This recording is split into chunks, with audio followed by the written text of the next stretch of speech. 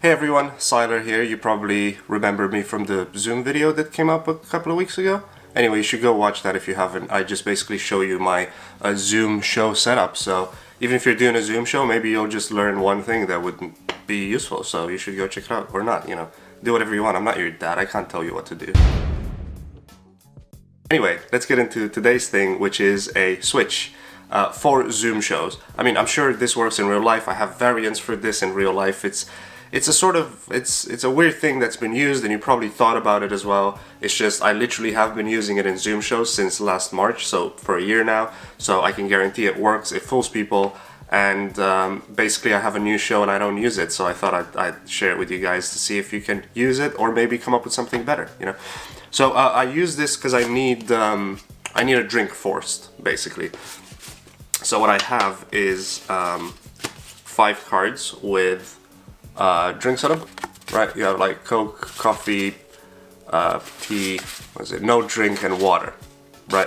Like, it doesn't matter, this is just the objects we're using to switch. Like, you can switch playing cards or anything like that.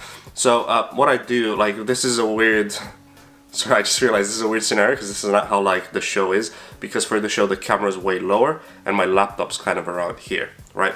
So what I do is I put like a paper bag here. So there's something underneath. So I say, look, underneath there's either no drink or there's whatever this is, water or whatever, tea, coffee, or Coke. So it's one of these 5, right?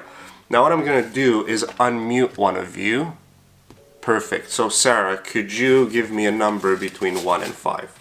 So these all have water on them, right? And these are the ones that are different. So what you do is you place them next to each other. I put them face up like that so I don't mess them up, right? So whenever you have the first one in hand, you show it to them. Maybe you just give it a bit of mix. So at this point, they think you're gonna go unmute somebody, right? But what you actually do, you have these cards on the table next to the laptop. You just come in, you drop these, right? You pick these up, then unmute the person and come with the cards back into view. At this point, you can mix them up again, and I just do a little fan, and then I ask them to name a number between 1 and 5. Let's say this is 1, 2, 3, 4, 5. Which one do you want for that one? Whoa, it's water. I cannot believe that, right?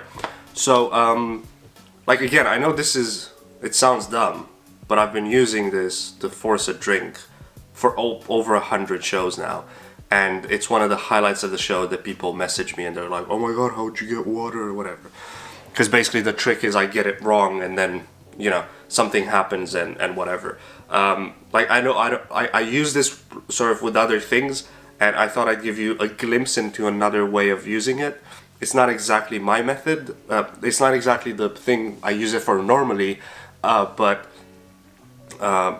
if you've seen my YouTube, you've probably seen the routine I'm talking about anyway. But like, a cool idea that I came up with, let's say you have somebody think of, I don't know, say lemonade, right? Like Sprite or 7-Up. And like, they're thinking of 7-Up, but you just pull out a beer out of the bag and you're like, you're thinking of Budweiser. Unbelievable. Look at that, Budweiser. Yeah, nice. And you start drinking a bit of it, right? And they're like, actually no, it's lemonade. And then you can take the bottle back up and be like, wait, lemonade, are you sure? Just give that a shake, and now lemonade comes out. Because you literally have another Budweiser bottle on the table that has lemonade in it, or whatever drink you're forcing or you want to end up with.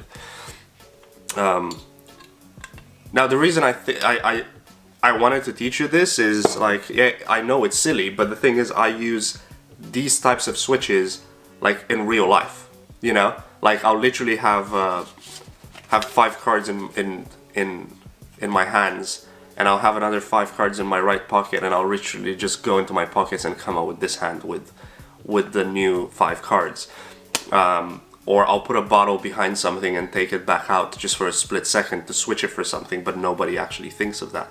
So I don't know, I like switches that are sort of not when people expect it, so it's not a visual switch, because it's not something you know, it's not a flashy trick. You're just switching a thing. So if they're caught off guard, you can literally bring an elephant in the room and they won't notice, right? Like, I'm sure even you as performers have been fooled by stuff where you're like, how is that? How did I not see that? So I feel the most important thing is obviously the performance of it all, and the more you talk and distract, no, that's probably wrong. I'm not saying talk constantly, but it's all in your presentation. I think that's what I want to say.